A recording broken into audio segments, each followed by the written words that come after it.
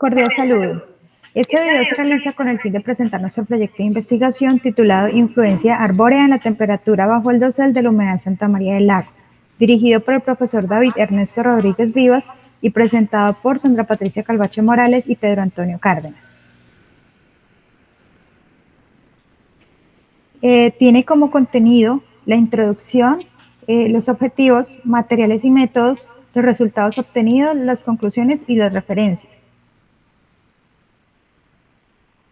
Para dar inicio, definimos el dosel como la unión de las copas de los árboles, el cual se puede ver influenciado por la diversidad arbórea teniendo en cuenta las características particulares de forma, tamaño, densidad, caducidad de las hojas y altura que se pueden presentar.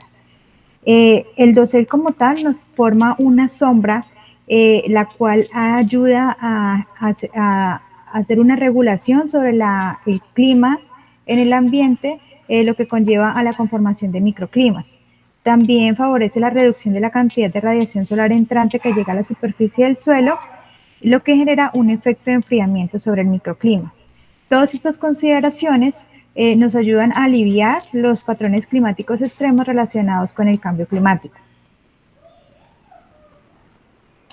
Los objetivos que se plantearon en la investigación, de manera general, fue determinar la influencia de la biodiversidad y estructura arbórea en la temperatura del suelo bajo el dosel y como objetivos específicos determinar la biodiversidad y estructura arbórea por medio del cálculo de indicadores y determinar la temperatura del suelo bajo el dosel por mediciones en campo. Dando inicio al capítulo de materiales y métodos, ubicamos el humedal Santa María del Lago, que se encuentra en la ciudad de Bogotá, en la localidad de Engativá, en el cual se delimitaron 6 parcelas, 2 para cada una de las coberturas de bosque denso, vegetación secundaria y de pastos limpios, cada una de 100 metros cuadrados, en las cuales se realizó el inventario de la estructura y de la diversidad arbórea y las mediciones de temperatura para luego hacer un análisis estadístico. Bueno, siguiendo con materiales y métodos, en el inventario de la estructura se tomó el porcentaje de la copa, tomando los diámetros de la copa que se determinaron con la proyección vertical de ella hacia el suelo.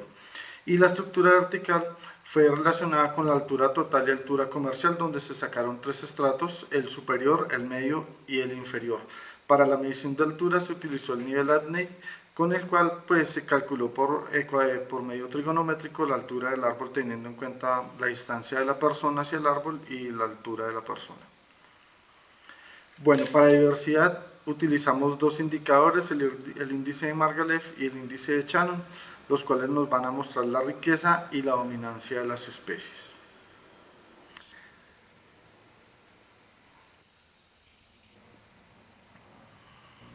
La medición de temperatura se realizó con un termómetro electrónico de suelo, realizando el registro durante 14 días desde el 11 de marzo del 2023 en 2 horarios, a las 7 de la mañana y al mediodía. El termómetro se ubicó en el centro de cada una de las parcelas. Posteriormente se realizó el análisis estadístico por medio de Excel Microsoft Office Professional Plus 2019. Bueno, para el inventario de la estructura y biodiversidad se tomó el porcentaje de cobertura del dosel en las parcelas de bosque denso. Tenemos 2 parcelas, la BD1, la BD2, donde para ellas se calculó con el área de la copa aplicándole un factor forma, ya que las copas son irregulares, generando una área en metros cuadrados, la cual se dividió por el área de la parcela, dándonos el porcentaje de 100% de cobertura en las copas para ambas parcelas de bosque denso. La misma situación se hizo para las parcelas de vegetación secundaria, donde para la primera parcela se presentó un porcentaje de 81% y 50% para la segunda parcela. El comportamiento de los árboles en los estratos fue el siguiente. Para el estrato superior se presentó para bosque denso 6 árboles y el estrato medio 5 y el estrato inferior 2, donde predominaron los estratos superiores y medio. En cambio, para vegetación secundaria predominaron los estratos inferior y medio. También se hizo la división altimétrica para las parcelas, teniendo en cuenta pues, los valores de 1.37, que fue el resultado de dividir el número de la altura del árbol más grande y el más pequeño, para sacar 8 clases altimétricas. Y se presentó pues de una manera muy similar a la que se había presentado en el comportamiento de los estratos. Adicionalmente se hizo un análisis de dispersión de copas utilizando el diagrama de Ogawa, donde para bosque denso se pueden ver dos grandes diferencias, una nube de puntos que conforma el estrato superior y otra nube de puntos donde se encuentran el estrato inferior y medio. Asimismo, para vegetación secundaria encontramos un estrato medio-bajo y un individuo que sobresale de la vegetación. Bueno, ahora iniciamos a hablar de la discusión y los resultados. El Fraxinus chinensis es una especie foránea, se encontró pues en el bosque denso en ambas parcelas algunos individuos de especies exóticas. En cambio, en la vegetación secundaria pues no se presentó eso.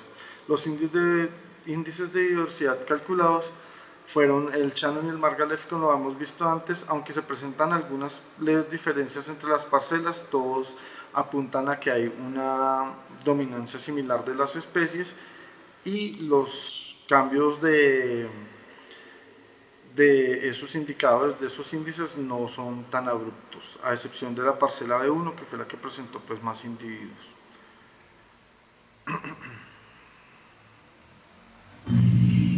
Continuando con los resultados relacionados con la medición de la temperatura, en la tabla podemos observar los datos que se registraron para ambos horarios en los 14 días, en los cuales se puede evidenciar que a las 7 de la mañana los datos de temperatura más altos se presentaron en las parcelas de pasto limpio, seguidos por las de vegetación secundaria, que se encontraron menores a los de pasto limpio, pero superiores a las de bosque denso. Es decir, que esta última parcela de bosque denso fueron las que registraron las temperaturas más bajas.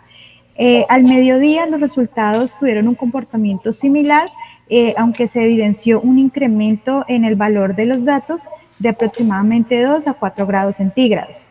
Esto es debido a que al mediodía la radiación solar incide de manera perpendicular sobre la superficie terrestre.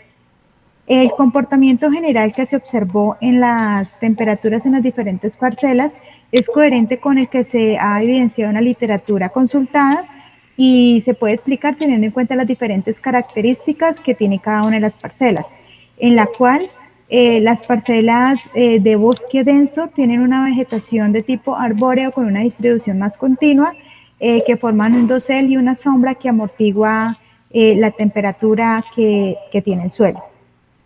En el gráfico que se presenta, evidenciamos el comportamiento del que hablamos de una manera más fácil. Se puede evidenciar la línea azul que nos indica la temperatura a las 7 de la mañana y la línea naranja a las 12 del mediodía. Se ve el comportamiento decreciente de los datos que van desde la parcela de pasto limpio a la izquierda a la parcela de bosque denso a la derecha. Asimismo, se puede evidenciar el incremento en el valor de la temperatura que se tuvo al mediodía respecto a los datos de las 7 de la mañana. Esto, como les mencionaba, tiene que ver con el hecho de que las hojas y las ramas como tal de los árboles absorben y reflejan la radiación solar, lo que hace que se presente una menor temperatura en el suelo.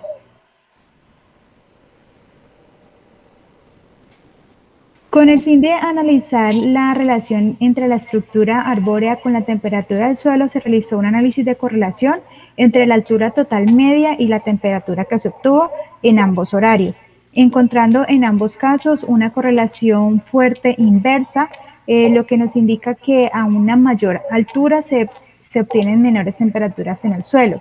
Este resultado es coherente también con lo que se ha encontrado en la literatura, en donde se ha visto que doseles más altos se asocian con temperaturas más bajas.